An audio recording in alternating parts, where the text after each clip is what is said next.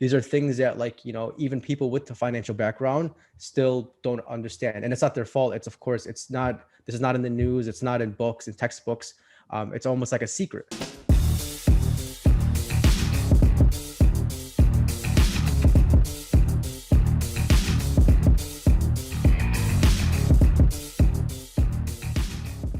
Hi, I'm Terrell Turner, the host of the Business Talk Library, and today I have a great guest on, Sarry Ibrahim, and we're going to talk about something that I think a lot of business owners should really start thinking more about. So welcome to the show, Sarry. Hey, Terrell, thank you so much for having me on. Absolutely. My pleasure. My pleasure. Now, before we jump into talking about the details of what you do, tell us a little bit about, your background and how it led you to doing that. Yeah, definitely. So it kind of started off when I was doing my master's degree about 5 years ago in business.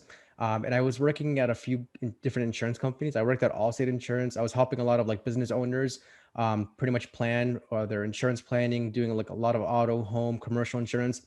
And then I kind of merged into the healthcare field where I was working with companies like Blue Cross Blue Shield, Humana, Cigna HealthSpring. And I was working with a lot of retirees, people who were like 64, 65 years old, merging off of their employer plans onto their own individually owned Medicare plans. And that was pretty much my job for a couple of years. I was a Medicare consultant, helping them make that transition, making sure everything was in line with their needs and wants. And then during that time, I started to build a relationship with these clients. And one of them asked me if I could help him with life insurance.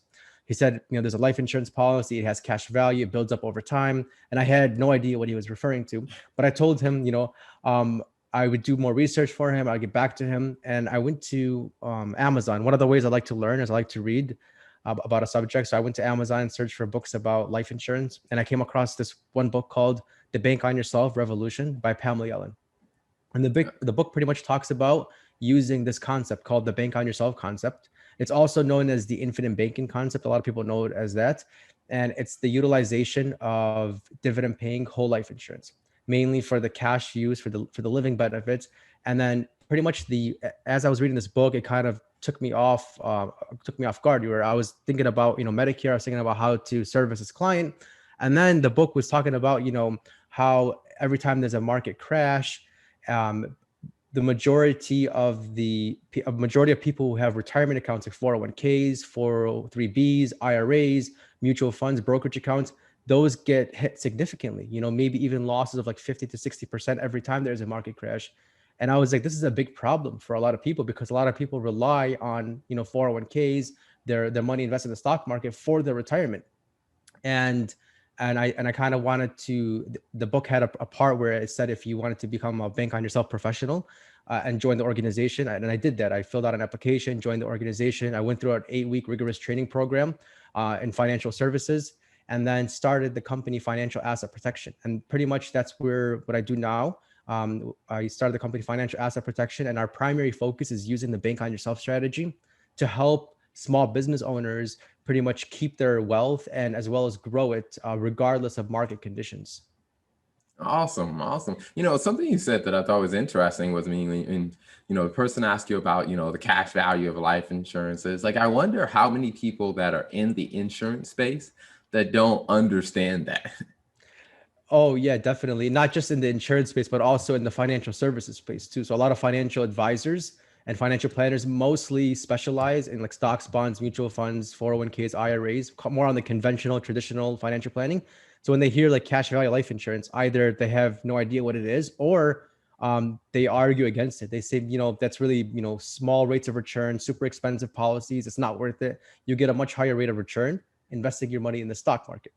But of course, that's not always true, because you don't know what the stock market is going to do. And also a lot of people are talking about, so pretty much whole life insurance has more of the concept I'm talking about has more of a modern twist to it.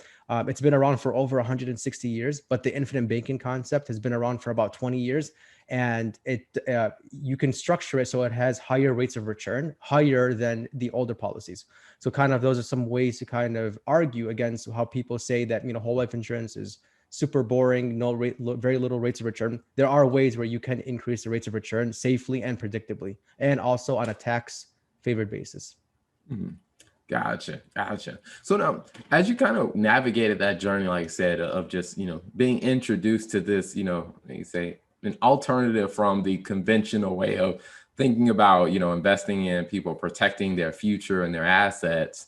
What was that journey like? I mean, in kind of mentally leaving the conventional to opening yourself up to, where did you face any mental roadblocks or any pushback from others in the profession? Yeah, definitely. It was a mindset shift, both for me and for prospects and clients around me. Definitely, I had to kind of fully grasp it, and I'm still learning about the concept till now. I'm still learning, and it's pretty much become like a different way of thinking. Like for example, prior to learning all about this, I would have pretty much I'll took out a piece of paper and put in investment A, how much rate of return will get me, and then investment B, how much rate of return will get me, and whichever one has the highest one, that's the one I choose. And that's what 99% of people do in the world, is that when it comes to investing or saving, they pick the one that has just the highest rate of return, and that's the one they go with. But here's the problem with that. There's a couple other variables you need to consider, like taxes. What's the tax liability on that? Is it a pre-tax vehicle? Is it an after-tax vehicle? What's the tax rate? What does it put you at in terms of taxes, and how much does that cost you? And another thing too that people need to account to is the fee structure. How much is a start? How much does it cost to start this investment or the savings plan? And how much does the company or the advisor charge every single year on a recurring basis? Calculate those fees as well. And then also, even more importantly, what's the volatility like? Is it a very high risk? Is it moderate risk? What's the history? What's the historical risk behind it? And then also, what's the projected risk of this? These kind of situations, these kind of questions kind of opened up my mind into thinking about not just one variable, but numerous variables. And then I think when I started to show clients this, and kind of not just looking at the rate of return, but looking at different aspects of a savings plan or an investment, then I think that kind of started to draw more fans and more clients once they kind of looked at it from angles and different perspectives. Gotcha, gotcha. So as you're working with clients and like helping educate them, other than like one-on-one meetings, are there any other ways that you use to help educate and introduce clients to this alternative way of looking at protecting their assets? Yeah, definitely through podcasts just like this. I do a lot of guest podcasting, and what I'll do is sometimes I'll share the podcast link with clients, and I'll do like email marketing and pretty much include the link for it. And then also I recommend the books. So the Bank on Yourself Revolution by Pamela Yellen, that's a fantastic book to read and understand this concept. Also, Becoming Your Own Banker by Nelson Nash. That's a really good book too to read. So what I do with clients is I'll introduce a topic, I'll send them my podcast links, I'll send them the book links, and then pretty much they'll pretty much consume it and try to understand the material, and then we can have an appointment then, because it's going to be really hard for me to kind of put together this whole solution when the client doesn't really understand it that much. So I kind of need the buy-in from the client, like they understand this. And again, this is unconventional practices here, so it's not something that we're taught in school. Use a whole life insurance policy, grow the cash value predictably, safely on a tax favored basis.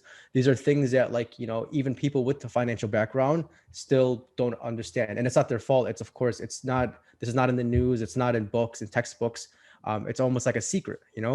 But of course, once one of my clients understands it, then it's almost like they start explaining it to their spouses, to their kids, to their parents, and I do get a lot of referrals from that. And the referrals that come in are typically educated referrals, because they were pretty much brought in educated.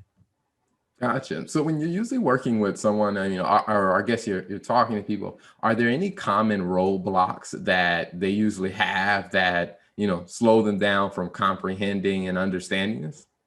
Yeah, definitely. The first one is, my financial advisor told me that whole life insurance, gives you 2% every year. I can make 12% in the stock market. That's one typical roadblock. Another roadblock is, yeah, I could invest in, or I could save into one of these whole life policies, but then I could do more in real estate investing than I could. And pretty much to counter both of those, and I never want to argue with anybody, but pretty much to provide feedback on those, is that the infinite banking concept, or the bank on yourself concept, it's not an either or strategy. It's not either I put money in whole life insurance or I invest it in real estate. A lot of our clients are real estate investors, and the infinite banking concept is a very integrated approach, meaning that we could fund a whole life policy, save up the cash value in it, and then from there borrow against it, use that for real estate investing. So that way the real estate investors will become their own source of financing. They get to control the terms, they get to control the payback periods of their loan, and their policy keeps growing at the same time. So eventually they'll have the appreciation in the cash value in the whole life policy because it grows every year.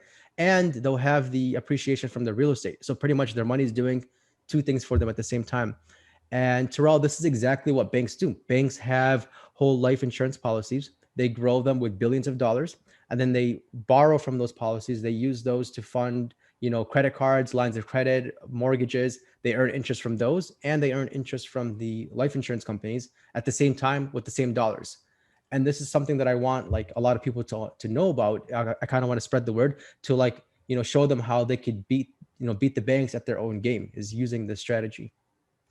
Wow, that is impressive. So when you think about, the clients that you usually work with, how would you kind of define or describe, your target audience? Yeah, typically people between the ages of like 35 and 50, they're typically married. Some it might be a husband who is self-employed and the spouse is a W-2 employee, or vice versa. One of the spouses is a W-2 employee, the other one is self-employed, and they typically do that for benefits and other perks. And also, a lot of them are real estate investors, either full-time or on the side alongside their W-2 jobs, and they already have like a 401k or 401a or 403b account. Pretty much they're already in some sort of saving strategy, and they already have some saving strategies in mind. But I'm not exclusive to that, meaning that if you're outside all of those things, it's not like I won't work with you. I try to spread this from anybody who's a freshman in college to somebody who's 70 years old. I try to kind of, because it could be applicable to a lot of people. You don't need to be wealthy. You don't need to be in the top 5% of the country to use one of these policies. It could be anywhere from a few $100s a month to policies there. You're going in with $700,000, $800,000 to start the policy. So there's a huge kind of target audience, but pretty much that is mostly that's typically our clients, real estate investors, and either passively or active real estate investors. Awesome. Awesome. Now, where can people find you online, or how can they get in touch with you? Yeah, definitely. They can go to our company website. It's finassetprotection.com. It's FIN assetprotection.com. And then there's the link. You can schedule a free appointment, and all our appointments are virtual. And pretty much you can schedule the appointment, and I'll give you a call, or we can jump on Zoom for the appointment. Perfect, perfect. Now, before we wrap up, one last question I always like to ask every guest that's come on. When you think about your journey of where you've been and where you are now, and just what the future entails for you, what's two lessons that you've learned that you would share with other business owners? Okay. Number one, mindset. I'm a very big fan of like mindsets, and there's a book called Mindset by Carol Dweck, and pretty much the book differentiates fixed mindset from growth mindset. And I definitely think that you should have a growth mindset as opposed to a fixed. So, kind of quickly, a fixed mindset is somebody who relies on qualities that they can't control to determine their future. So like, I'm sure I can't play basketball. I live in this part of Chicago. I won't make it to, working for large corporations, or whatever the case might be. You're relying on fixed qualities that you have no control over. Growth mindset is, I'm going to practice. I'm going to beat the odds. And a lot of athletes actually, that they're more on they're on the growth mindset. Most people are not born with, actually, I don't believe anybody's born with talent. I think that people practice over and over until they achieve what they truly want. And that's the growth mindset.